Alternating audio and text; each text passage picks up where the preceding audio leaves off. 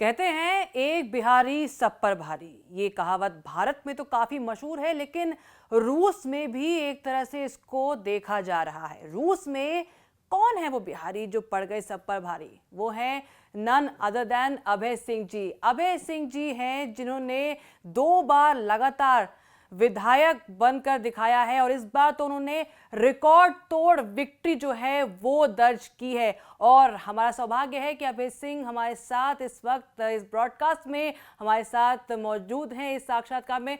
अभय सिंह जी, बहुत बहुत शुक्रिया हमारे साथ न्यूज़ तक और बिहार तक पर जुड़ने के लिए। प्रणाम आपको और बहुत बहुत बधाइयाँ आपकी जो ये लैंडस्लाइड विक्ट्री हुई है। 70% वोट्स आपको मिले हैं। धन्यवाद बधाई के लिए। जी, आपका जो सफ़र रहा है काफ़ी इंटरेस्टिंग रहा है और जिस तरह से हमने देखा है कि ये जो विक्ट्री आपकी आई है, 2 बार आपने, एक बार नहीं 2 बार आप जो है रशिया में डेपुतात बने हैं, जो कि भारत में जैसे एमएलए होते हैं, विधायक होते हैं। दर्शकों के लिए मैं आपको बता दूं, यहाँ पर हम देख रहे हैं किस तरह से इंडिया में जुनून रहता है। हर बंदा जो है पॉलिटिक्स में, खासकर हिंदी बेल्ट में हम देखते हैं यूपी बिहार में लोग बहुत इंटरेस्टेड रहते हैं जब बात आती है पॉलिटिक्स में। और आप बिहार में जन्मे हैं, लेकिन बिहार से आप निकलकर रूस में जो है पॉलिटिक्स में प्रवेश करते हैं और वहाँ पर आप एकदम छा जाते हैं। कैसा आपके लिए ये पूरी जर्नी रही है, आप पहले ये बताएं हमें। देखिए, हम तो रशिया 90s की शुरुआत में 1991 में हम यहाँ आए थे और हमारी पढ़ाई खत्म हुई। आईएससी खत्म करने के बाद हम लोग डायरेक्ट चले आए यहाँ मेडिकल की पढ़ाई करने। लेकिन लेकिन हिंदुस्तान में आपने बिल्कुल सही कहा कि बिहार के लोग, यूपी के लोग, जब हम लोग कॉलेज के सामने जब बैठते थे, वो चाय वाला जो बेंच लगा कर देता था, जी वहाँ बेंच पे अखबार पड़ा होता था।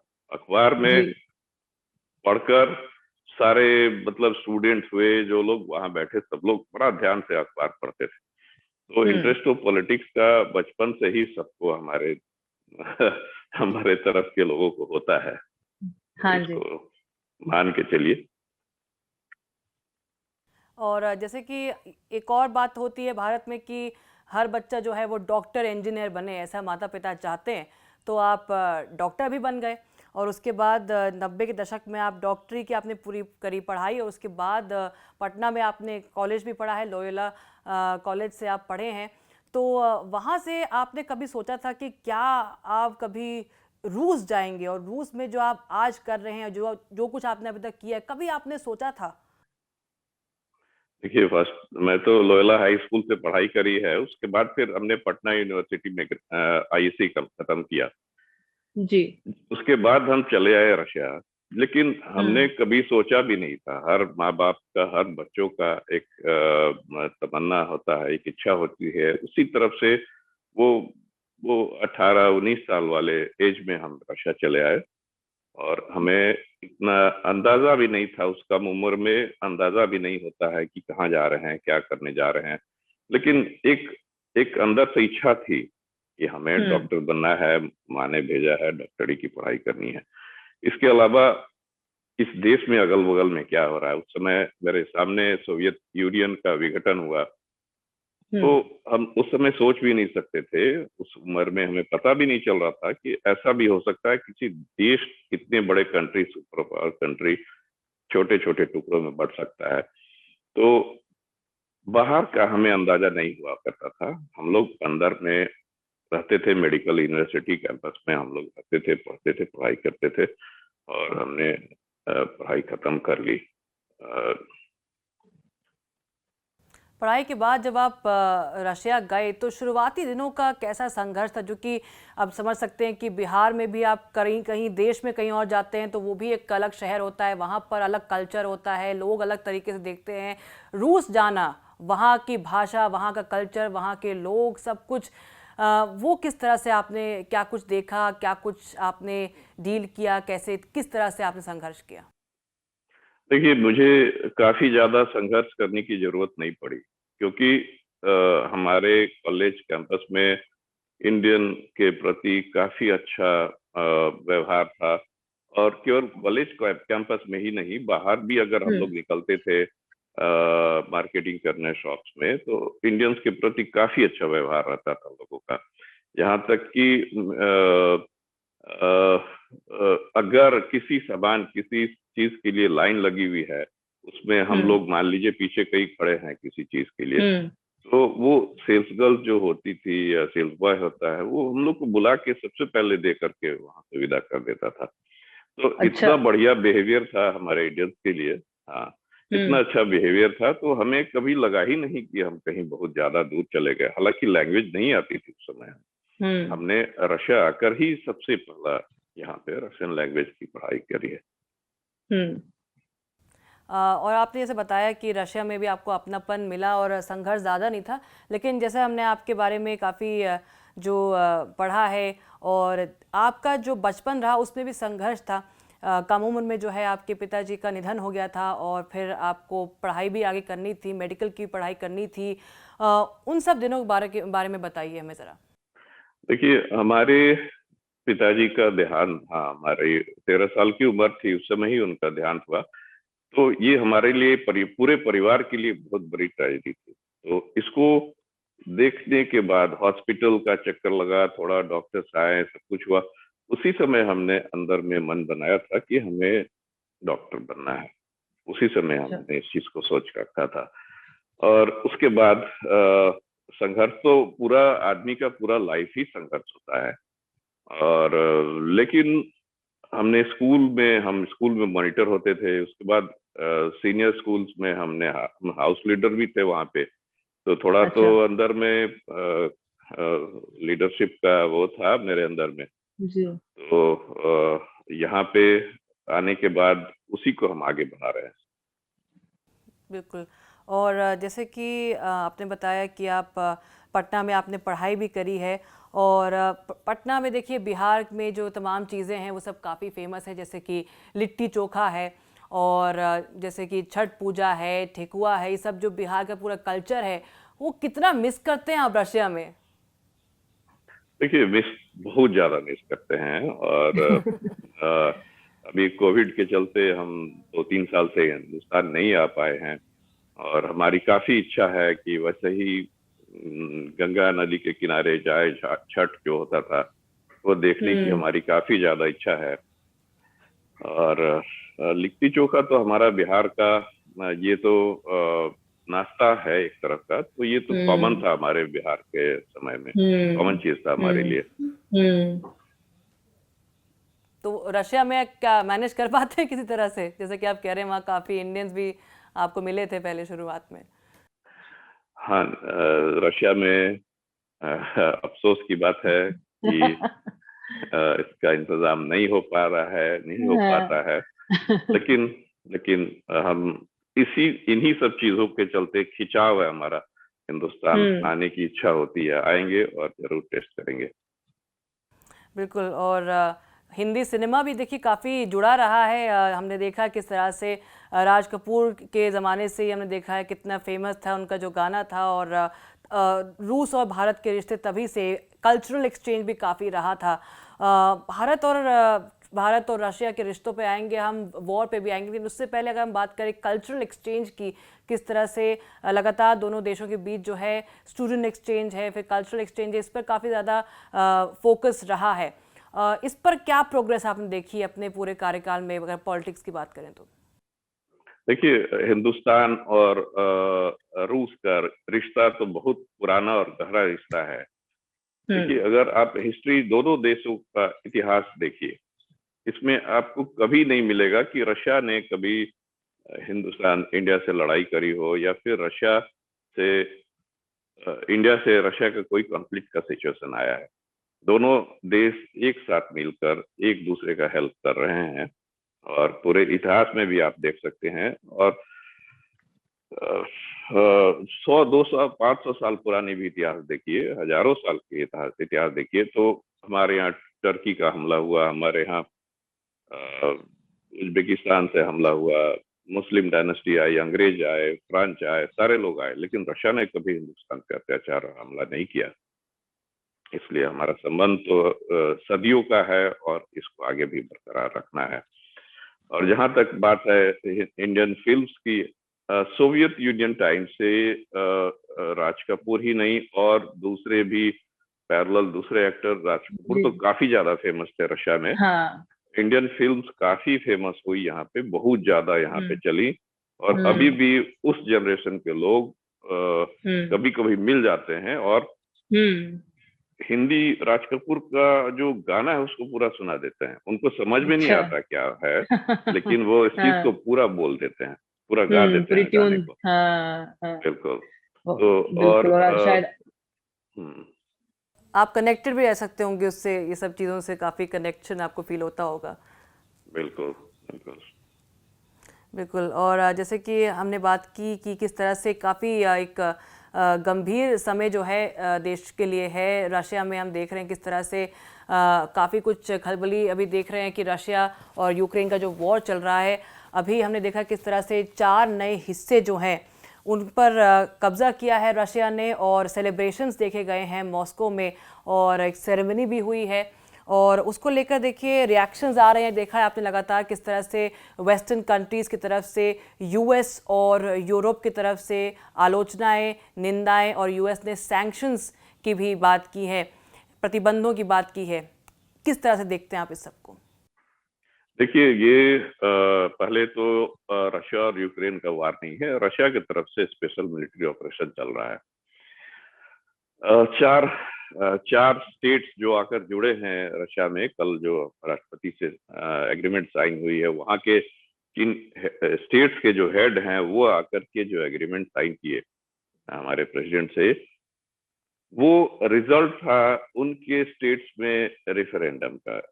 रेफरेंडम जो है काफी नीट एंड क्लीन वे में किया गया, सारी खुली सारे तरफ कैमरे लगे हुए थे, फॉरेन के ऑब्जर्वर्स आए हुए थे। और रेफरेंडम ये वहां के लोकल लोगों का डिसीजन था कि आपको किस देश में जाके रहना है। तो उन्होंने डिसीजन लिया कि हमें रशिया लौट जाना है, ये रशिया का कब्जा नहीं है, ये उनका ही देश है जो कि कुछ समय के लिए भटक गए थे और वो वापस आके रशिया में अपने देश में आए हैं। इसकी काफी खुशी है उन्हें और हमें भी इसकी खुशी है। यूएस तो कह रहा है कि जो रेफरेंडम है वो एक शैम है, और ये सब जो चीज़ें हैं एक बिल्कुल नाटक है, और ये सब धोखाधड़ी है, और ये इसकी निंदा भी की जा रही है। और सैंक्शंस आप देख ही रहे हैं कब से लगातार वेस्ट की तरफ से सैंक्शंस पे सैंक्शंस लगाए जा रहे हैं रशिया पे।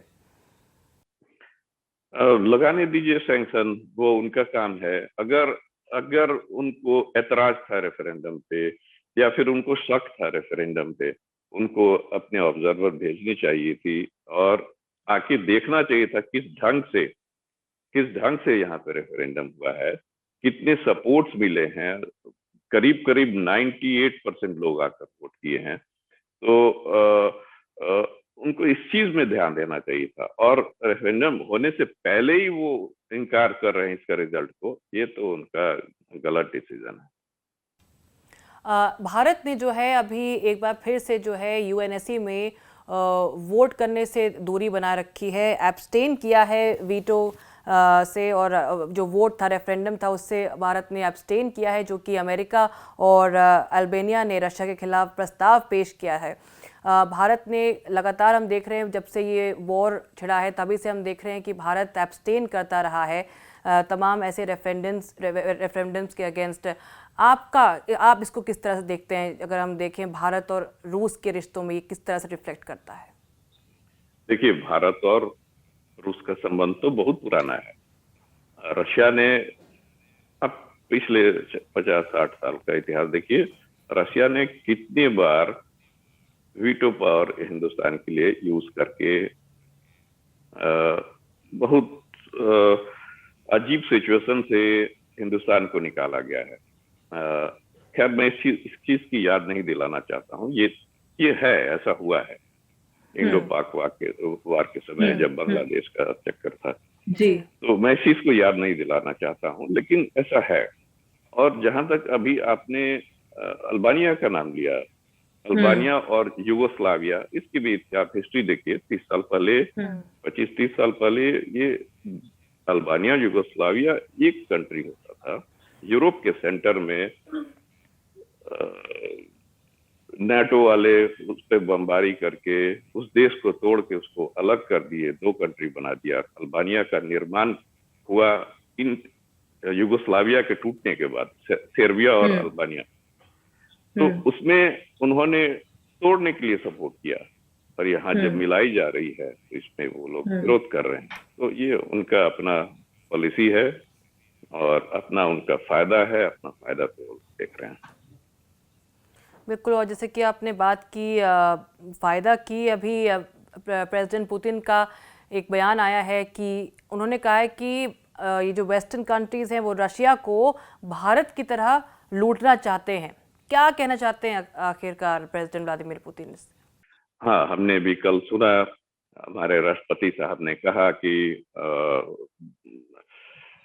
हिंदुस्तान की तरह वो रशिया को भी लूटना चूसना चाहते हैं। और पिछले आपको भी अच्छी तरह से पता होगा, जब हमारे यहाँ हिंदुस्तान सोने की चिड़िया होती थी तो पूरे दुनिया के लोग हिंदुस्तान को लूटने आते थे। कभी मुगलों का हमला हुआ, कभी अंग्रेजों का हमला हुआ, और ये लोग केवल राज करने नहीं आते थे, ये यहाँ से सारा यहाँ के जो गोल्ड डायमंड्स उसको उठा के अपने देश में ले आते थे। पूरी शिप्स उनके यहाँ जाती थी, और जो नेचुरल रिसोर्सेज, जो हिंदुस्तान की जो रिसोर्सेज थे, जो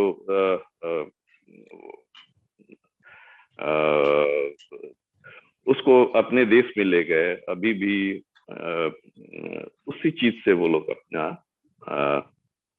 अपने देश को आगे बढ़ाते हैं। उनकी इकोनॉमी टिकी हुई थी, और अंग्रेज के आने से पहले हिंदुस्तान का जो टर्नओवर था वर्ल्ड में 27% था, और अंग्रेज के जाने के समय 2% उनका टर्नओवर हो गया।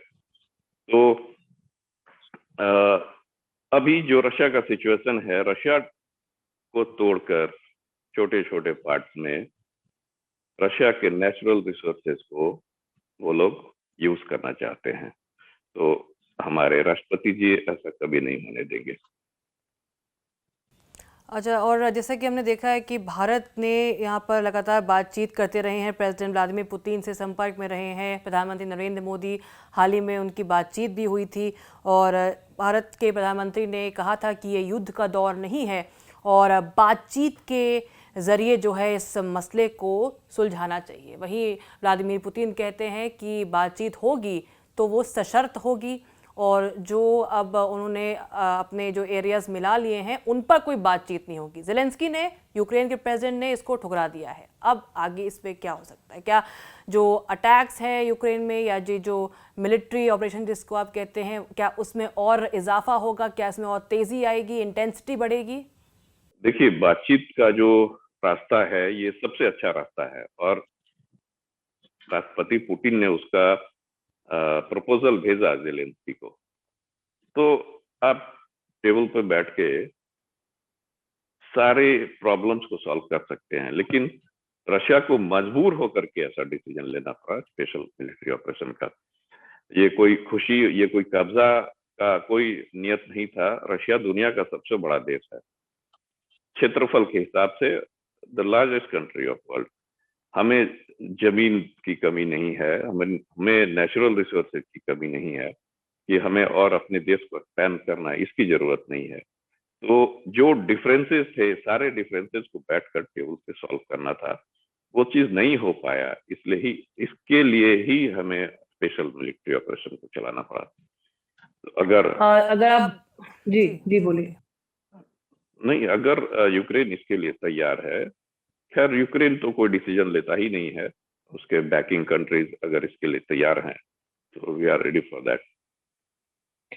नेटो को लेकर ऑफ कोर्स एक बड़ा मुद्दा रहा है, और शुरुआत ही जब हुई थी सबकी तो हमने देखा था नेटो का रोल, और नेटो मेंबरशिप जो है सबकी बातों के केंद्र में थी। और अब जो है प्रेसिडेंट ज़ेलेंस्की ने रिक्वेस्ट की है, उन्होंने कोशिश की है कि फास्ट ट्रैक हो जाए उनकी मेंबरशिप, और जो हमने देखा है किस तरह से नेटो की तरफ प्रतिक्रिया आती है कि शायद इतना आसान नहीं है। लेकिन अगर ये चीज़ें जो हो रही हैं उसको फास्ट ट्रैक कराया जा रहा है, किसी तरह से सदस्यता मिल जाती है या मिलने के करीब भी आते हैं, तो क्या हम इन मिलिट्री ऑपरेशंस में और तेज़ी देखेंगे रशिया की तरफ से? मेरे ख्याल से ऐसा नहीं होना चाहिए। नाटो को भी इस चीज की समझ है बहुत अच्छी तरह से कि उसके बाद क्या रिजल्ट होगा। मेरे ख्याल से जो एनालिस करने वाले जो डिसीजन लेते हैं उनको सब पता है। मेरे ख्याल से ऐसा नहीं होना चाहिए। अगर होगा तो नेक्स्ट स्टेप हमारे राष्ट्रपति ने कुछ लेना ही लेना है उनको, राष्ट्रपति को।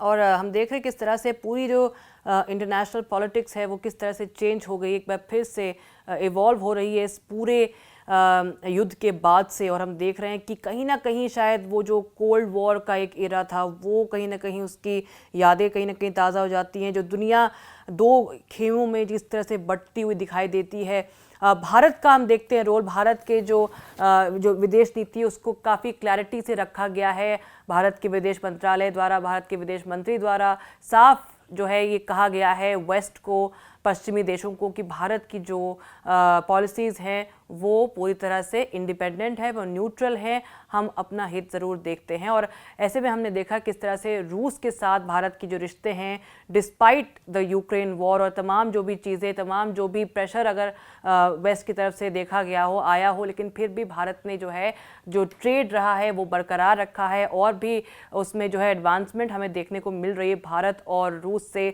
तेल हो, तमाम ऐसी चीज़ें हैं, आयात निर्यात जो है वो बढ़ता हुआ देखा गया है। इसको आप किस तरह से देखते हैं और भारत और रूस के रिश्तों को आप किस तरह से देखते हैं इस पूरे बदलते दौर में, अगर हम देखें यूक्रेन वॉर के टाइम से? इस बदलते हुए दौर में भारत ने बहुत अच्छा रुख अपनाया है और जो ट्रेड बढ़ रहे हैं इसको और ज्यादा बढ़ाना है। फिर भी जो ट्रेड बढ़ने के बाद भी जो अभी अभी 13 मिलियन डॉलर की ट्रेड हो रही है, ये भी कम है। इसको कम से कम 100 मिलियन करना होगा। हमारे ट्रेडिंग को और बढ़ाना है और रिश्ता तो हमारा पुराना है, रिश्ता रहेगा ही, उसको भी कंटिन्यू करना है। और मेरे ख्याल से जो रशिया का पोजीशन है पूरे वर्ल्ड में, आप इमेजिन करके देख लीजिए, केवल एक कंट्री जो पूरे वर्ल्ड में डोमिनेंट हो रही है, रशिया को हटा दीजिए वर्ल्ड में से, तो क्या होगा दुनिया का? डिक्टेटरशिप आएगा। अंग्रेज लोग जिस जिस देश में गए हैं वहां उन्होंने कब्जा किया है। अंग्रेज लोग लोकल लोगों को वहां से हटा देते हैं, उनकी जमीन ले लेते हैं, उसको अपना देश बना लेते हैं।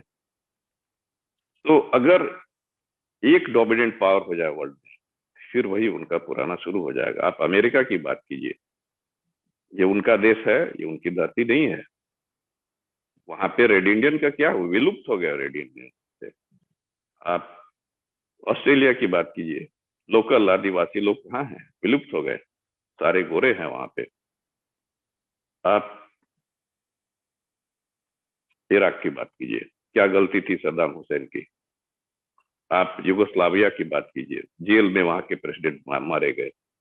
ऐसे ही आप पुराने समय से नए समय तक इन सारे देशों का इतिहास देखिए क्या होता है। इसलिए वन कंट्री पॉलिसी नहीं होनी चाहिए वर्ल्ड में। रशिया का पोजीशन जो न्यूट्रल पोजीशन है, बहुत अच्छा पोजीशन है। लेकिन अगर आप बात करें इस पूरे वॉर में किस तरह से जब ये अटैक हुआ था यूक्रेन पर, जो आप मिलिट्री ऑपरेशन जिसे आप कह रहे हैं, वो जब हुआ तो लग रहा था कि शायद एक जो कि आप सुपर पावर की बात करें, रशिया भी एक बहुत पावरफुल कंट्री मानी जाती है और एक हफ्ते में जो है वो यूक्रेन पर कब्जा कर सकते थे। लेकिन अभी 6 महीने से ज़्यादा हो गया इस वॉर को। क्या कुछ पाया है, क्या कुछ खोया है इस वॉर में रशिया ने? आपको क्या लगता है कि अपने गोल्स में क्या सक्सेसफुल हो पाए हैं प्रेसिडेंट व्लादिमीर पुतिन? देखिए, कल जो एग्रीमेंट साइन हुई है,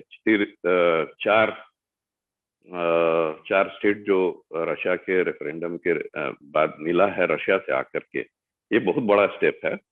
और आगे देखिए आगे क्या होता है। मेरे ख्याल से और भी दूसरे स्टेट भी आएंगे। और रशिया जो है यूक्रेन में कोई वार नहीं कर रहा है, वार नहीं कर रहा था और न कर रहा है। और रशियन आर्मी अपने 20% पावर से ही वहां लड़ रही थी। 100% पावर हमने यूज ही नहीं किया वहां पे। और ऐसा थोड़ी है कि वहां की सारी जनता को मार के हमें वहां पे उस देश पे कब्जा करना है। वहाँ के लोगों का बचाव करते हुए हमारी आर्मी धीरे धीरे बढ़ रही है। ये बहुत बढ़िया रिजल्ट है, हमें काफी खुशी है इससे। चलिए बहुत बहुत शुक्रिया हमारे साथ जुड़ने के लिए अभय जी। और पहली बात है कि आपको बहुत बहुत हमने एक बार फिर से बधाई देना चाहेंगे, आपकी जो इलेक्शन विक्ट्री रही है और भारत का नाम रोशन किया है, बिहार का नाम रोशन किया है आपने रूस में। और इसी तरह से जो है आपको हम आगे भी शुभकामनाएं देंगे तमाम, और इलेक्शंस के लिए और भी सक्सेस हम आपको विश करते हैं। हमारे साथ अपने तमाम इनपुट्स और अपने तमाम जो आपने जवाब दिए हमारे हर एक सवाल का बड़ी ही पेशेंटली, उसके लिए बहुत बहुत धन्यवाद। बिहार तक और न्यूज़ तक के हज़ारों लाखों जो दर्शक हैं उनकी तरफ से आपको बहुत बहुत बधाई और बहुत बहुत धन्यवाद हमारे साथ इस साक्षात्कार में जुड़ने के लिए। धन्यवाद।